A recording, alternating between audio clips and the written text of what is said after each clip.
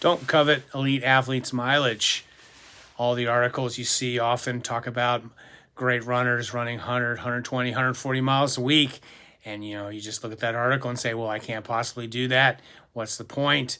But you don't do the math. You got to figure out that, that 100 to 140 mile weeks, they're also running 9 or 10 miles an hour. So 100-mile weeks, taking them 10 hours, maybe 14 hours a week they're running. That's an hour and a half in the morning, 30, 40 minutes in the afternoon. There you go, 2 hours, 14. And then, of course, they usually do a 2.5 hour long run. So when you read an article in whatever magazine and you see them talking 100-mile weeks or, 15-mile days, do the math, figure out how much time they're actually putting in.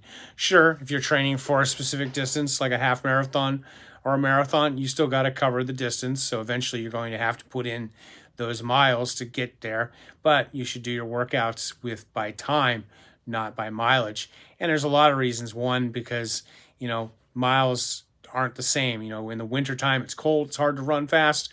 Summertime here in Bakersfield, it's 100 degrees and you can't run fast. So if you're constantly just running for miles instead of time, you're often erasing them or you being disappointed.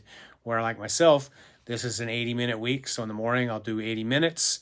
And if, sometimes 80 minutes takes me, I might get 5 miles, sometimes 4 miles, because I'm mainly running. And that's how I kind of work at it. So like I was just saying is don't covet mileage of others. Do your thing. The important thing is time on your feet and also what kind of distance and miles you're doing.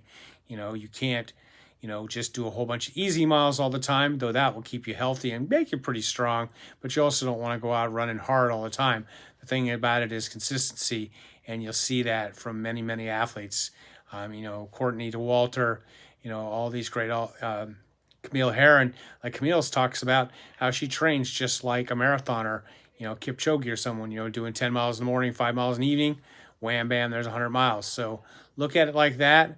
Try and put in the miles, not, what you can handle and not what you're reading about. So that's the way to go about it. Just convert, the time. And sometimes you have to look at it and just say, okay, say they're doing 10 miles. That's why I'll go, well, just multiply it by 8. It takes me 15, 16-minute miles. And sure, I've done those 100-mile weeks, but they're also taking me 30 hours a week, which is just, beyond a lot of people's scope and a little bit too obsessive.